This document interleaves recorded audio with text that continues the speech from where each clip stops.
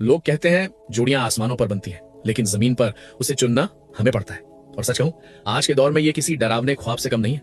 जहन में बस एक ही सवाल चलता है कि क्या इस्लाम ने हमें सही इंसान पहचानने का कोई फॉर्मूला दिया है, या फिर सब कुछ सिर्फ किस्मत के भरोसे छोड़कर अंधेरे में तीर चलाना है। हजारों चेहरे हैं, मीठी मीठी बातें हैं, पर कैसे पता चले कि ये जो सामने खड़ा है ये कल मेरी जिंदगी जन्नत बनाएगा या जहन्नम? क्या वो वाकई सच्चा है या सिर्फ शादी होने तक नाटक कर रहा है? अगर आप भी इस कश्मकश में हैं, तो आज हम कुरान, हदीस और इंसान की फितरत यानी साइकोलॉजी को मिलाकर आपको वो रास्ता दिखाएंगे जो कभी धोखा नहीं देता।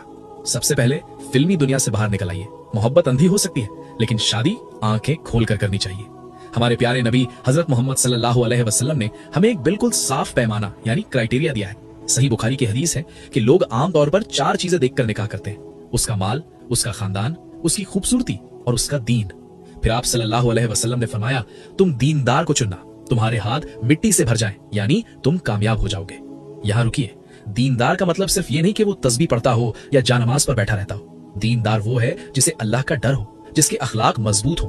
क्योंकि याद रखिए, जो इंसान अल्लाह के हक को नहीं पहचानता, वो कल आपके हक को क्या खाक पहचानेगा? तो सवाल ये है कि पहचाने कैसे? इसके लिए आपको देखने होंगे ये रेड फ्लैग्स और ग्रीन फ्लैग्स। रेड फ्लैग यानी खतरे की निशानी, चाहे लड़का हो या लड़की, गौर से देखिए कि वो कमजोरों से कैसा बर्ताव करता है। अगर वो आपसे तो बहुत प्यार से बात करता है, लेकिन वेटर से, रिक्शे वाले से या अपने घर के छोटों से बदतमीजी करता है, तो होशियार हो जाइए।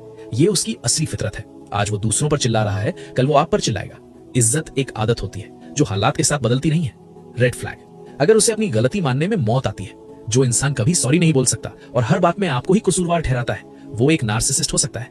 ऐसे इंसान के साथ सुकून मुमकिन नहीं, सिर्फ घुटन होती है। ग्रीन फ्लैग, मेरे भाइयों, बीवी चुनते वक्त सिर्फ सोशल मीडिया की चमक मत देखो कि क्या उसमें हया और कनात है। जिस औरत में सब्र और शुक्र होगा, वो आपकी झोपड़ी को भी महल बना देगी। और मेरी बहनों, शौहर चुनते वक्त सिर्फ उसकी गाड़ी या सैलरी मत देखो कि क्या वो जिम्मेदार है, क्या उसे गुस्से पर काबू पाना आता है। क्योंकि जो मर्द अपने गुस्से का गुलाम है, वो कभी आपका मुहाफिज नहीं बन सकता। शादी कोई जुआ नहीं है, ये एक इबादत है, एक बहुत भारी जिम्मेदारी है। अल्लाह ने कुरान मजीद सूरह रूम आयत नंबर 21 में शादी का मकसद ही सुकून बताया है। अगर बात पक्की करने से पहले आपके दिल में घबराहट है, आपको बार बार अपने आप को एक्सप्लेन करना पड़ रहा है, तो रुक जाइए, जल्दबाजी मत कीजिए। लेकिन अगर किसी से बात करके उसके ख्यालात सुनकर आपके दिल और दिमाग को शांति मिलती है, आपको दिखावा नहीं करना पड़ता, तो ये अल्लाह की तरफ से एक बेहतरीन इशारा है। तो फैसला जज्बात में बहकर नहीं, बल्कि अक्ल और अल्लाह पर भरोसे के साथ कीजिए।